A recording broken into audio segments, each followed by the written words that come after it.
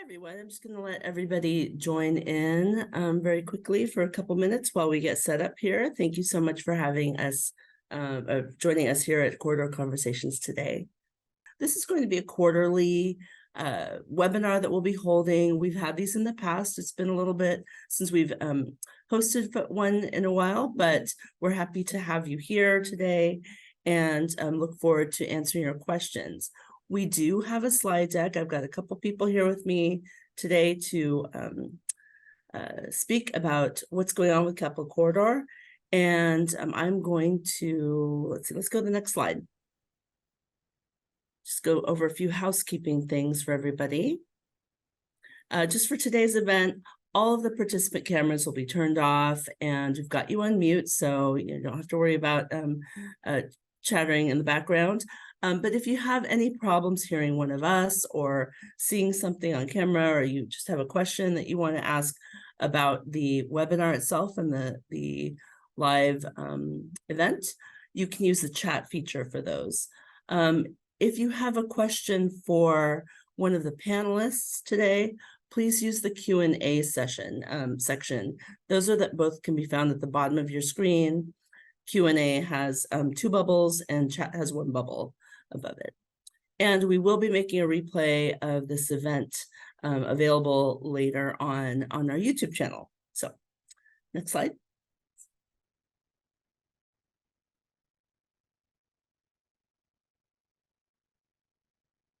So for today, we decided that we would talk a little bit about Capitol Corridor. We know we have a lot of newer writers, although there are a lot of longtime loyal writers who follow us.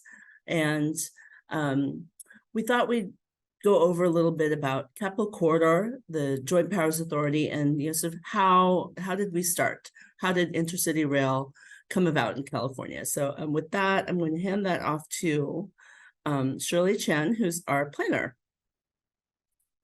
Hi, everybody. My name is Shirley Chen. I'm a principal planner at Capitol Corridor JPA. I've been here about 9 years. So while I'm not among the oldest surviving members of this team, I do know a little bit about the history. So here we go. From the beginning, the state supported intercity passenger rail services were a voter initiated were part of a voter initiative, and that was Proposition 116 and 108. That was back in 1990.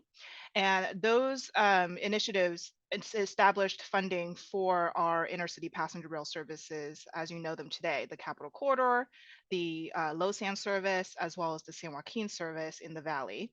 And these services were initially operated by Caltrans and Amtrak. And eventually people realized we wanted closer management of these services to be more reflective of the service areas that they operated in. And so in 1996, legislation established the Capitol Corridor Joint Powers Authority, the CCJPA, which is a partnership among 6 local transit agencies. And the CCJPA setup enables local agencies to have more of a say in the overall management and day-to-day operations of our service, of the Capitol Corridor service. And in 1998, a interagency transfer agreement officially transferred the Capitol Corridor service from Caltrans operations to CCJPA management.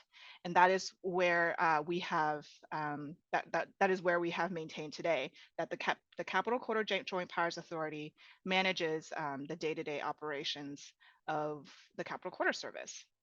Next.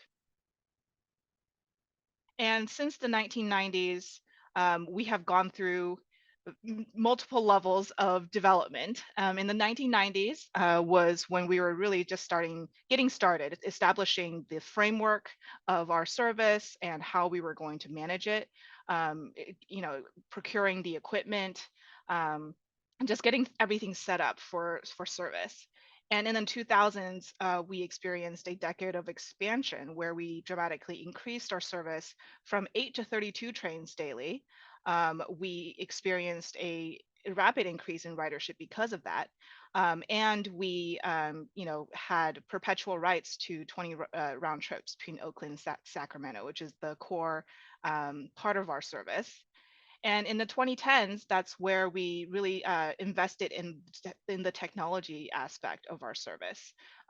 We started Wi-Fi on trains, and we initiated electronic ticketing, and we also refreshed our passenger information display system, which is PIDS, that we initially started in the 2000s. So we really want to focus on the technology aspects of our service, because that is one area that we can really have a lot of control over, and our say in how we want to upgrade and update that to be more customer oriented. And now in the 2020s, we are focusing on reliability and expansion. We're focusing on surviving the pandemic and the after effects of the pandemic, the ridership effects that we have seen. And we're focusing on the future of ticket payments in the Tap to Ride and COW ITP programs. And we continue to focus on service expansions, such as the Sac Roseville third track project, as well as the South Bay Connect projects down south. So overall, we've gone through, a lot of development and different focus areas, and we've come a long way. Next slide, please. So, the Capital Quarter service area is a very long corridor. It's about 170 miles between San Jose and Auburn. It is the only public transportation service that crosses the entire Northern California mega region, and we consider ourselves the Northern California backbone, where we have the core rail service, and then we rely on connections at our stations to bring our passengers to their ultimate destinations. Our full schedule is 30 trains on weekdays and 22 on the weekends, 14 south of Oakland. And our service is operated by Amtrak and is operated on Union Pacific right-of-way, with a little bit of section down in the Santa Clara, San Jose area that is Caltrain territory. And some of you may not know that Capital Quarter JPA does not actually have any employees. We are all BART employees. And that is because we have an administrative agreement with BART for their administrative support of our agency. So they provide the human resources, legal support, finances, accounting, all of the soft stuff that you would see behind a successful agency. Next slide, please. And so the markets that we serve is multi-layered. There's a lot of different markets that we serve between Placer County to Sacramento, from Bay Area to Sacramento. There's just, whenever we talk about our service, it's not just, it's not just one direction that we're talking about. It's overlapping in most cases. And so we try to, with our service plan, we try to capture all of these markets, and therefore sometimes it's hard to orient our service around to make sure that everybody is satisfied. So and we only have so much equipment to serve all of those markets. And for our customers, most of them are commuters, but post-pandemic, we're seeing actually more leisure riders in the form of people going to visit family, going to different destinations in Northern California for special events, as well as students. We're seeing a lot more event-oriented transportation down in Levi Stadium, for example, for football games, as well as concerts. And so we're, as the travel demand changes in the region, we try to keep up and change our service plans to accommodate those different travel needs. And I believe I am going to hand that off to Rob now to talk about where we're heading and what's the outlook for our service. Thanks, Shirley. Hi, this is Priscilla. Actually, I just wanted to mention too, interesting to note is that there are also 2 other state-supported California rail lines in the area, which is the San Joaquins in the Central Valley, as well as the Pacific Surfliner in Southern California. And those are both also started by the voter initiatives back in the early 90s that Shirley mentioned. So anyway, with that, there's lots of trains here in California, and for Capital Corridor, Rob is going to talk a little bit more about where we are today and where we're headed. Rob is our managing director, by the way. Thanks, Priscilla. Thanks, Shirley. So I know a lot of you are interested in hearing what the outlook is for Capital Corridor. We get lots of questions and inquiries into when we plan to go back to full service. So we wanted to give you an update on where our service stands today. If you can go to the next slide. So just to give you a high-level overview, because it's relevant to the conversation, as Priscilla mentioned, there are 3 different joint powers authorities: Capital Corridor, San Joaquin's, and LoSAN. All of those corridors are operated by Amtrak, and our agencies all have oversight over that service. They're funded through ticket revenues and the public transportation account subsidies from the diesel fuel tax. And as you all know, COVID had a big impact on our ridership and revenue. We did cut some services in response to that. Although we've seen an increase in ridership, particularly in the last year or so, we still, in the most recent fiscal year that just closed, had a decline of about $14 million in revenue, from roughly $37.5 million to $23.5 million.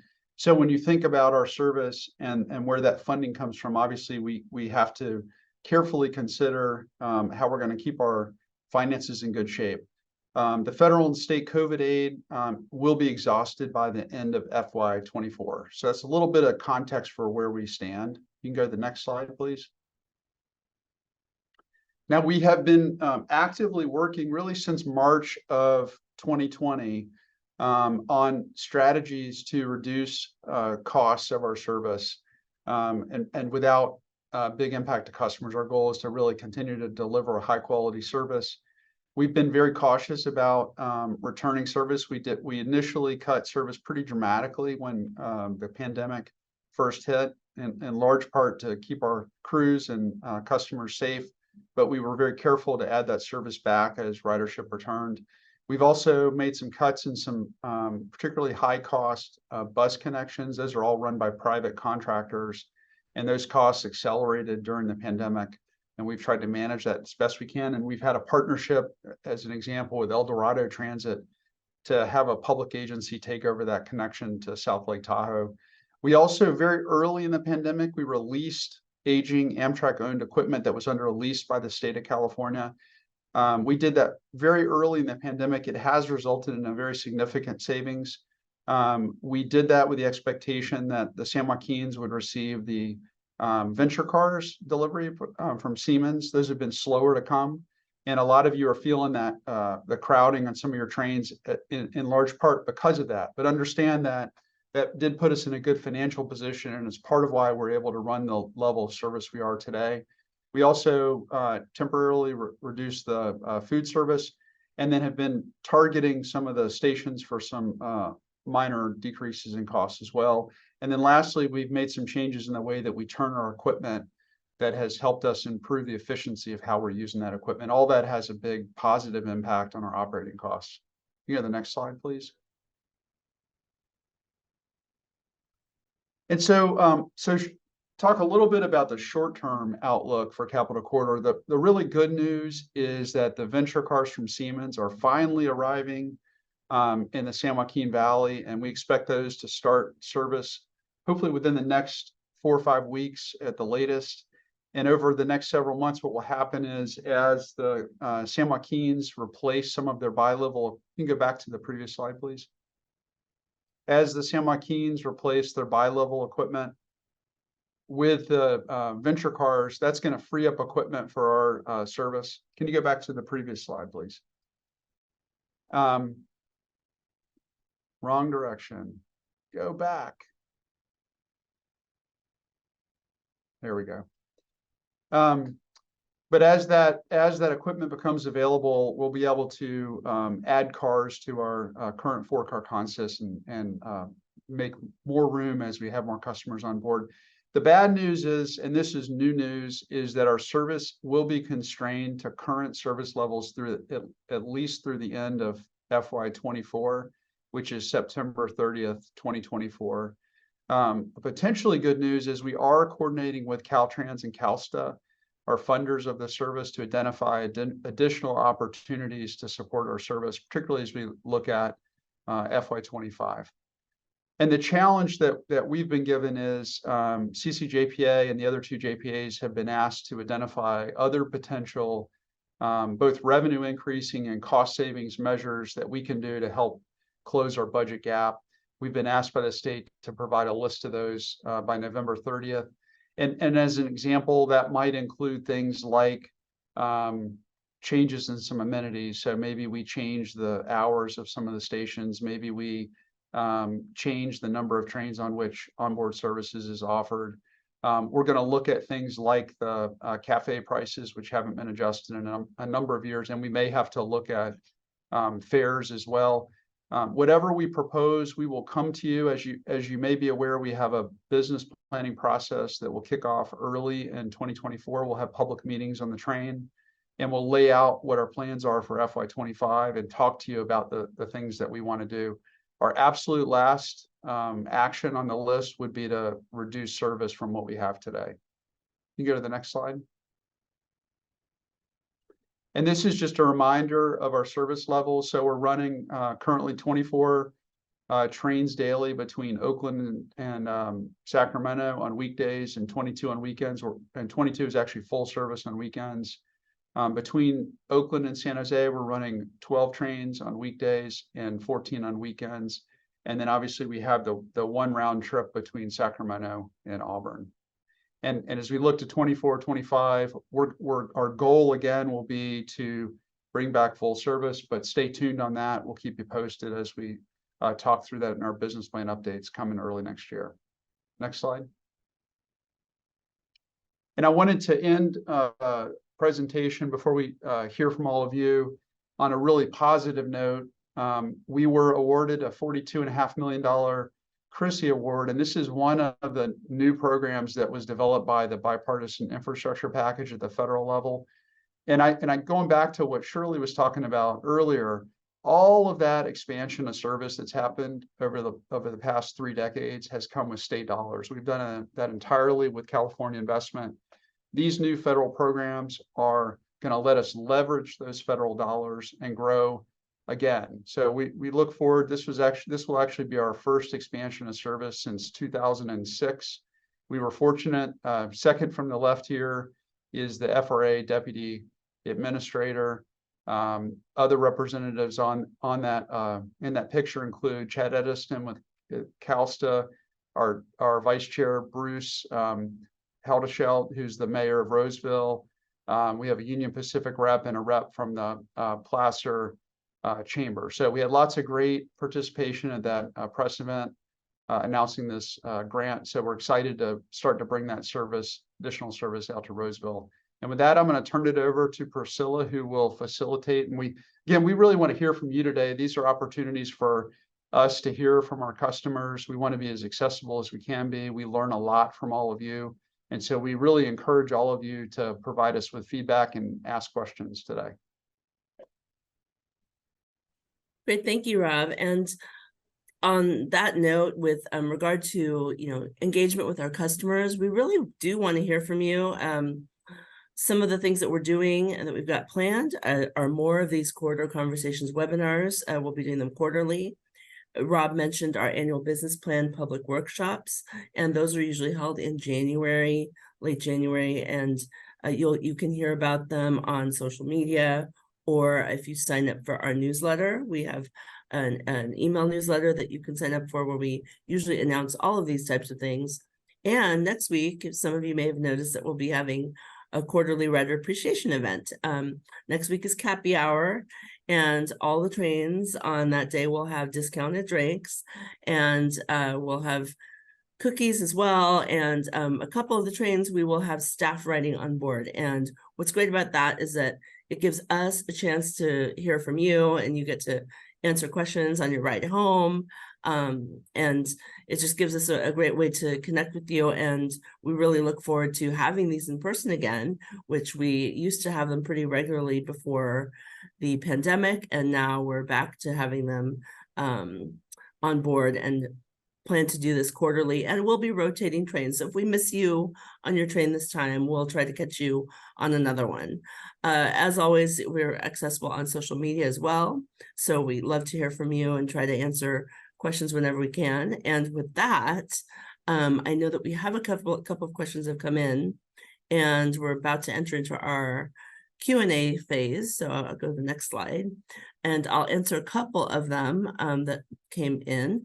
One is, why did you remove ice cream from the Capital Corridor trains? That was your favorite snack. Well, you know, that it's been quite some time since we've had ice cream, so I will check on that and see if we can bring that back. I have a feeling it probably had to do with the chillers and how well they could keep the ice cream cold. But let's see if that's been remedied so that we can bring back ice cream, because yes, ice cream is great. I love ice cream. And let's see, we're also looking at bringing back some other items onto the cafe car, so hopefully you'll enjoy those too. And if you have any suggestions of items other items you missed or that you'd like to see on board, we always love hearing from our writers so that we can, you know, give you some of the choices that you want. The other question here that came in is, will Capital Corridor ever integrate with Clipper Card? Now, as you know, we have our Tap to Ride contactless payment pilot happening right now.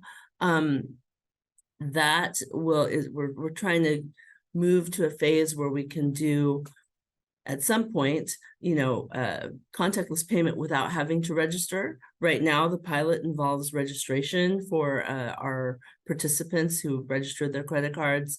I don't believe that there's any plans to integrate with Clipper Card at this time. But you know, we're hoping that it will be just very seamless, so that there will, at some point, you won't even need to download any kind of app, and you can just tap your card and go.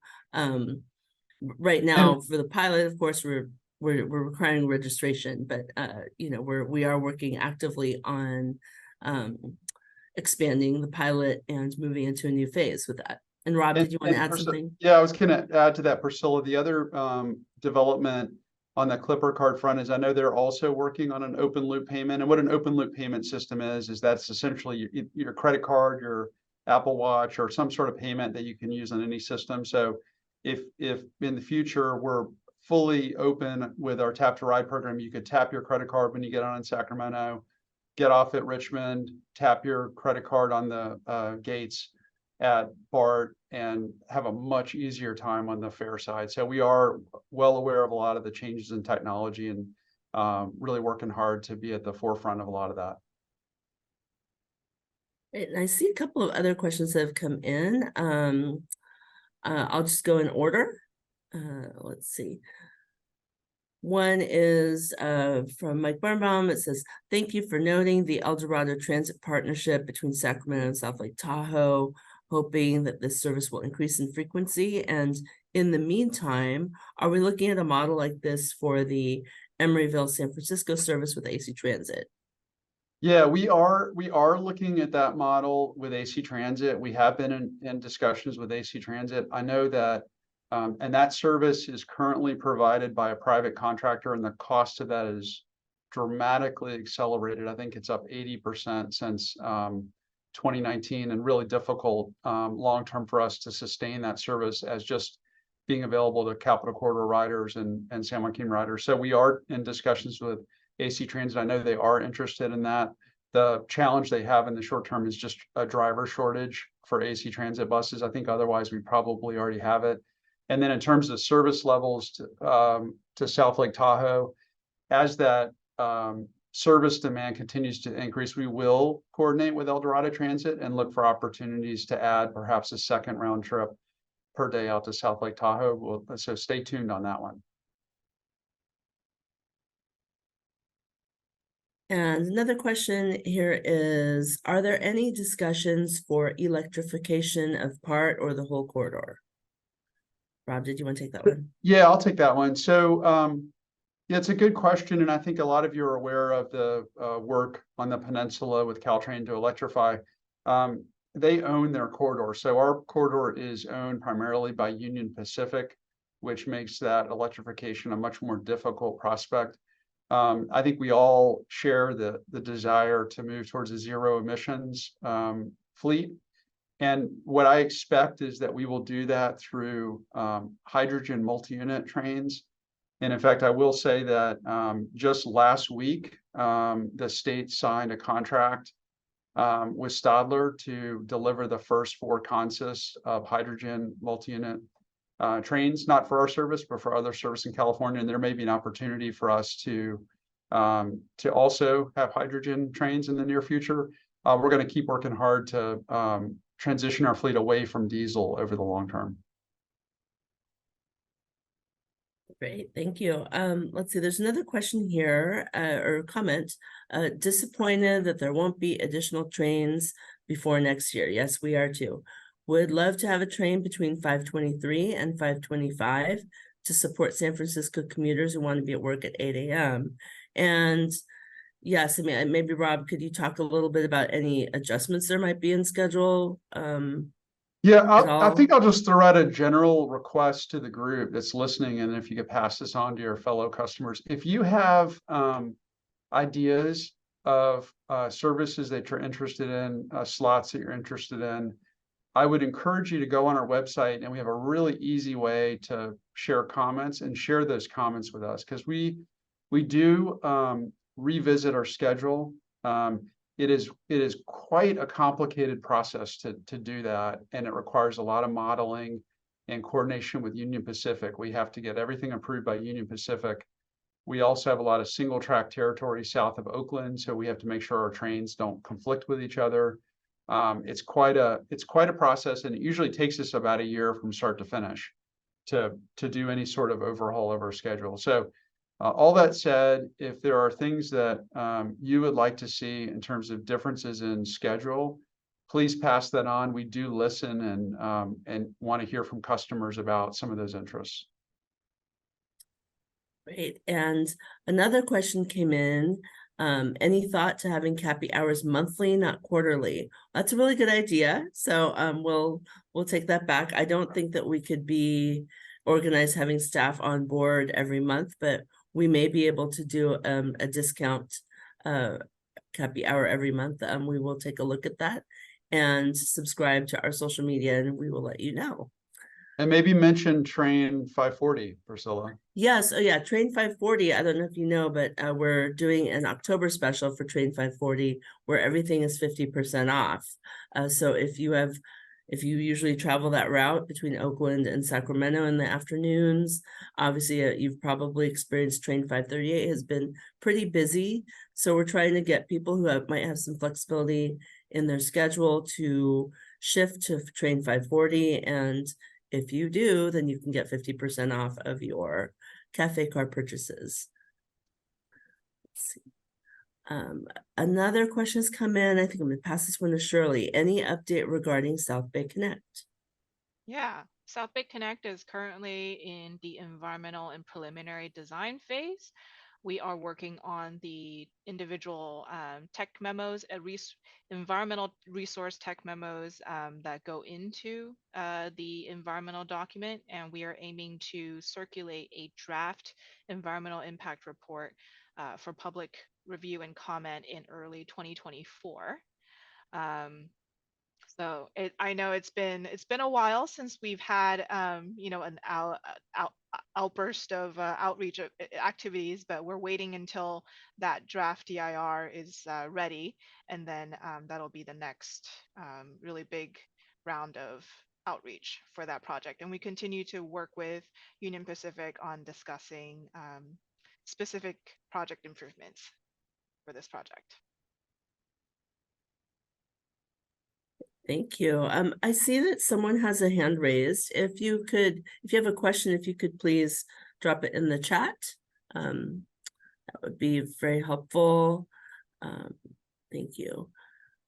Hey, Priscilla, I can answer Yes. the question about cash. I see there's a question about Tap to Ride, and once it gets fully implemented, will there be additional payment options for cash? So, the transition to Tap to Ride will be one that happens over time. But on the cash front, we're actually one of the really innovative things about the broader California ITP program, Integrated Travel Program, is we are looking at a lot. There's some really interesting and innovative ways to load cash onto your phone for pretty low charges. And what the hope of that program is, there's really a huge equity focus in that program, and the goal is to make sure that people who are eligible for lower fares, and this is really on the transit side of the business, can easily access those, but also people who rely exclusively on cash will have a means to use a lot of these more modern payment functions. So stay tuned on that. There's a lot of really great stuff happening there. I would say in many ways, this is a move towards a more open system.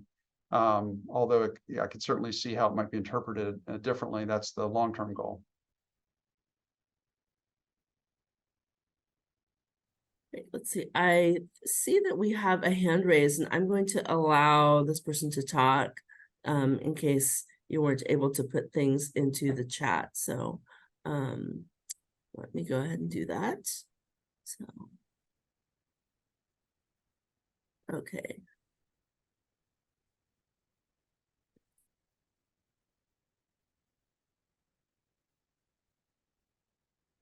Stephen, you're welcome to speak if you wish to ask your question.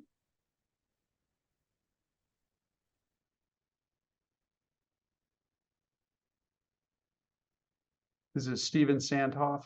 Because he did put something in the chat. Yes. Okay. Well, let's review Stephen's question in the chat, and I will do this. I will read out his question. There's a ton of traffic on the causeway from Sacramento to Davis from construction. Is there any hope of making that trip fare cheaper? It is currently approximately $9 when a bus ride across the causeway is only a couple dollars. I'd love to help make Capital Corridor across the causeway a lot more affordable. We will be looking at the different pricing between city pairs, as well as just overall fares for single trips and multi-rides in the coming months. So this is great feedback. So thank you for bringing this to our attention. We'll take a look and see how things compare to other services. I'm going to go ahead and go back. We have lots of other questions here. Such a great group today. What is the timeline for potential further expansion of Capital Corridor South to Gilroy and Salinas? Rob, did you want to take that one? Yeah, I can take that. Sure.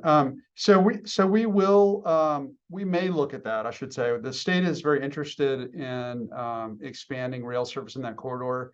And there's a new program that came out of the bipartisan infrastructure bill called the Corridor Identification Program. And the state did submit that corridor as one of the proposed corridors, with the idea that we will do some additional planning work in that corridor, looking at the possibility of adding that service. It may be delivered by Capital Corridor, it may be delivered by Caltrain, but the intent is certainly to provide additional service in that corridor. Great. Thank you. Let's see. We get a lot of questions today. Yeah, I know. This is great. I'm Yeah. so happy. Let's see. Next question is, what times of day will the expansion of Roseville service be targeted? Is there a possibility of a morning train heading to Roseville and an evening train coming from Roseville? Yeah, so I mean, I will say the long-term plan is to have 10 round trips between Roseville and Sacramento. And the idea is that service will mirror a lot of what we see in the rest of our corridor, which is that we serve people going in all directions. That part of Placer County, and actually Placer County in general, is one of the fastest growing counties in California, and it's growing with jobs and with people. And so that is very much the spirit of the expansion, is to make sure that we can deliver service that goes both directions. The first edition will be 2 additional round trips, but we're already submitting applications for grant dollars to do the design for the next phase, which would get us to the full 10 round trips. Great. And next question is, will Capital Corridor ever expand service to Reno or Tahoe? If I had $1 for every time that question was asked, Yeah, I mean, we'd that's be a- there by now. Yeah, and that's good. You know, again, that was submitted as part of this corridor identification program as submitted by the state of California. We're actually doing some work right now in coordination with PCTPA, which is one of our member agencies, the Placer County Transportation Planning Authority, and Caltrans, looking at that corridor. So that is understood. It's a really tough corridor because it's 2 tracks. It's really not easy to expand to 3 tracks, and the freight trains that go over that corridor, because of the steep grade, go extremely slow. So we would have to do some pretty significant improvements on the capital side with interlockings and signal changes and all that. I would say there is a huge market for that for sure, because our bus service to Reno, bus connections to Truckee and Reno are super, super popular. So stay tuned on that, but it is absolutely under review at this point. Great. And another question related to Emeryville, San Francisco bus service has come in. It's a question about, will it ever go into the Salesforce Transit Center, suggesting that it could cut time significantly by avoiding some of the surface streets. So when we switch over to AC Transit as our provider, the intent is to also at the same time shift that service into the transit center. Thank you, Rob. I'm going to take the next question, which is a comment about checking train status, and that the comments about the Amtrak app's train status is not being 100% reliable, and suggesting different websites to check for train status. And our call center was unaware of the delay. Yes, we've had some issues with getting information to our agents about the delays that are happening. So I've actually met with Amtrak to make sure that they have reinstated information going out to all of its different touch points that we had before, so that hopefully our call center will be more informed about the different delays. And sorry about that. It is definitely a struggle to make sure that people that we can get the correct information out via all the different touch points, and that's something that we're looking at in the very near future. I know that Shirley Chen on our team here, she's working on getting the GTFS real-time feed, which is coming sometime soon in the next few months. Shirley, would you say? Yes, next few months. Yeah, a couple months. Did you want to speak a little bit about that? Sure, yeah. For those of you who may be unfamiliar with GTFS real time, it is a feed that reflects our real-time train location. So these feeds are taken up by various third-party app developers such as Google Maps and Apple Maps and Transit app. They all consume some form of GTFS data. And right now, that's either a static file that just shows the schedule, the plan schedule, or there is a real-time feed that actually shows real-time vehicle location. So at the Capital Corridor, as part of our PIDS modernization project, we are also producing a GTFS real-time feed that will show our real-time train status and location, so that no matter where you are, passengers can just use their smartphones and use their chosen trip planning app of choice and see where their trains are. And it'll also reflect the updated delay statuses and delay ETAs of trains as they are in real time. So I'm hoping that that real time feed will be publicly available for app developers sometime next month, and then it'll be up to the app developers to test and validate and ultimately push this out to their consumers. So that's a very exciting update. I know it sounds small, but it's been a very long journey to Yes. get to that point. But I think it'll be a very valuable piece of data for our passengers as they plan their trips. Yes, and I think that the other piece of that is getting the sort of more descriptive information out about the nature of the delay. And will that address that as well, Shirley? Or I think that we still are working on exactly how that would be integrated Right. Yeah. for distribution. Yeah. Yeah, initially the GTFS real-time feed will not have the more specific delay messages. These are called service alerts that are going to go out. But ultimately, the service alerts that you see as shown on PID signs at the stations will get tied into the GTFS real-time feed. We're working on that piece right now, actually. Yes. But it just takes a bit more infrastructure at our stations to make that final connection. So hopefully that is coming sometime next calendar year. Definitely getting information about where your train is a very, very high priority for many of us here at Capital Corridor. We're actively working on it as of even just my meeting earlier this morning. So definitely appreciate that you need timely information about your train so that you can make decisions about how you travel. So thank you for that question. Let's see. Another question that came in is, what would you recommend for someone who's interested in becoming a conductor for Capital Corridor? And what steps need to be done?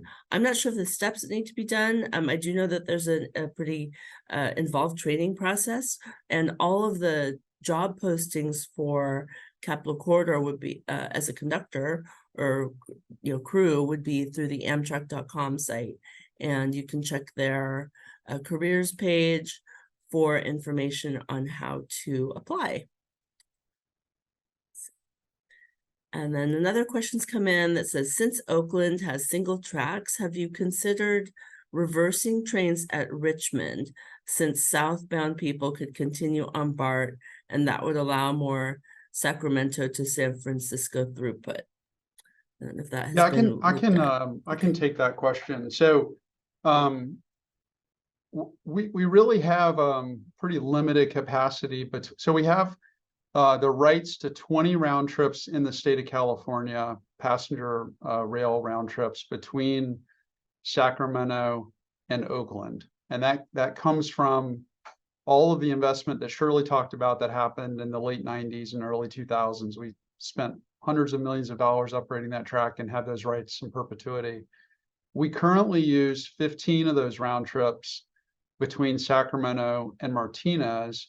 And then between Martinez and Oakland, the San Joaquin service comes in from the San Joaquin Valley and uses the remaining 5 round trips between Martinez and Oakland. So really the choke point is not south of Richmond. The choke point is, it really starts at Martinez and goes down to Richmond. And that said, we do want more of our customers to transfer at Richmond. We talked a little bit about the bus service at Emeryville. We think we can carry a lot more customers if we can have more folks transfer at Richmond. So if that is a place where you transfer, if there's anything that you see as a barrier to that, let us know. We want to make that as easy as possible to make that connection to BART. And BART is not a perfect replacement or alternative to our service. BART is a different route and reaches different destinations and markets than the Capital Corridor service. So there's still definitely need to serve the San Jose market between Sacramento and Oakland and South Bay. Let's see, another question has come in. What infrastructure changes is the CCJPA looking at to decrease travel times on the corridor? Yeah, that's a great question. As part of this corridor identification program, this planning effort that we're going to embark upon within the next year or so, we will look at infrastructure improvements to decrease travel times. We did complete a project a couple of years ago that shaved about 7 minutes off of the travel time. We have a number of projects underway that will likely result in more reliability, not necessarily a reduction in travel time, but will make some changes that deal with some of the frequent delays. For example, we recently replaced a very old signal system in the Emeryville, Berkeley area. We're doing the same up in Davis. There's a signal system that dates to the 30s, an interlocking that needs to be replaced in Davis. There's an interlocking in Berkeley that we're going to replace.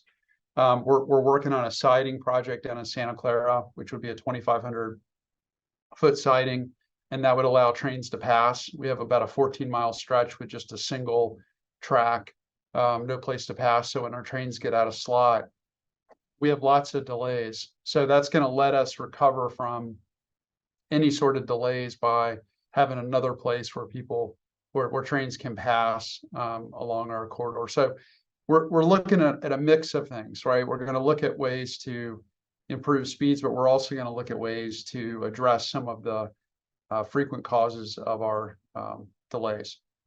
And in the medium term, South Bay Connect will decrease travel times between Oakland and San Jose, because we're proposing to shift onto a more direct, shorter route.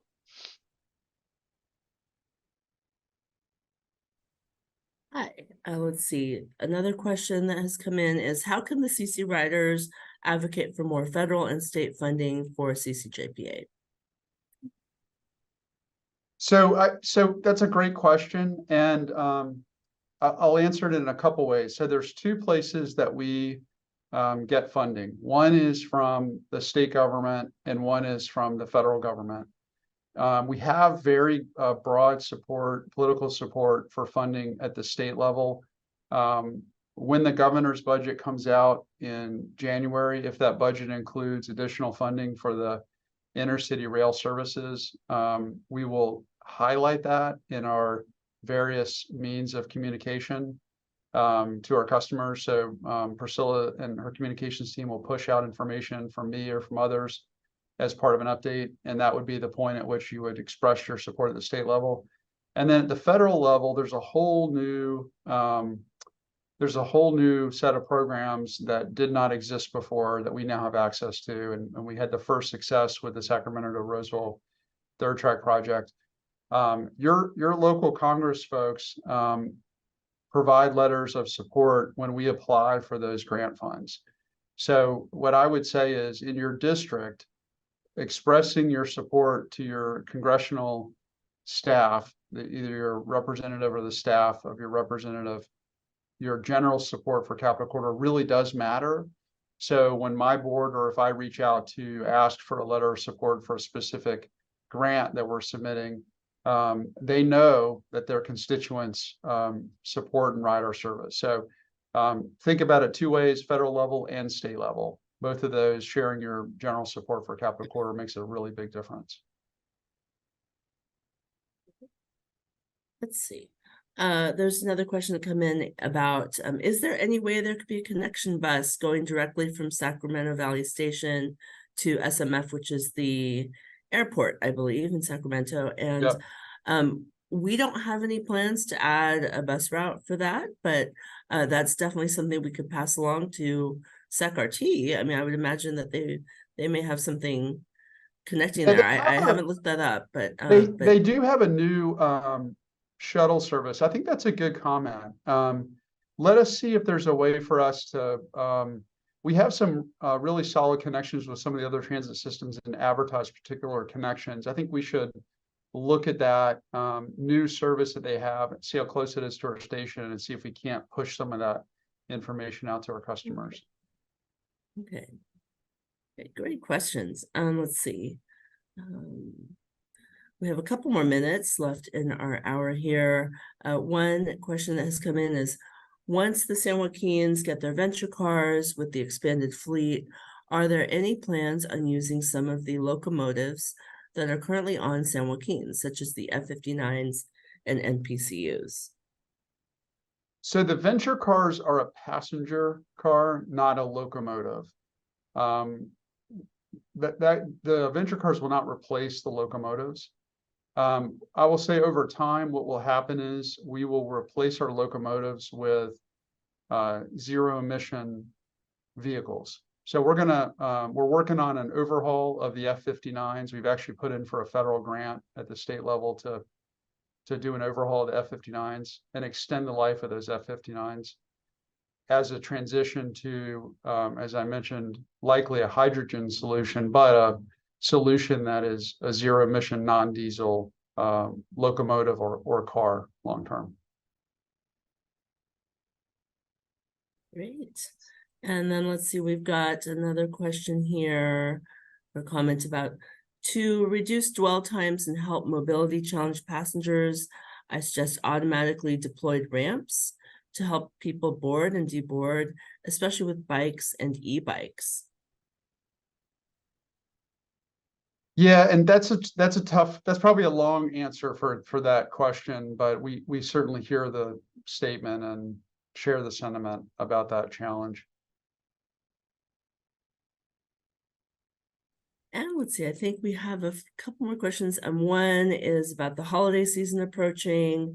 Will we have any special promotions going with BART or other transit agencies to get different places, or going to SFO? We will be putting out communications about how to connect to different services to help facilitate your holiday travel, of course, because many people ride our service to get to the airport and various places. So we will be looking at that, and hopefully I'm looking at some partnerships with San Francisco Travel and others to continue to promote travel to the greater service area as much as we can.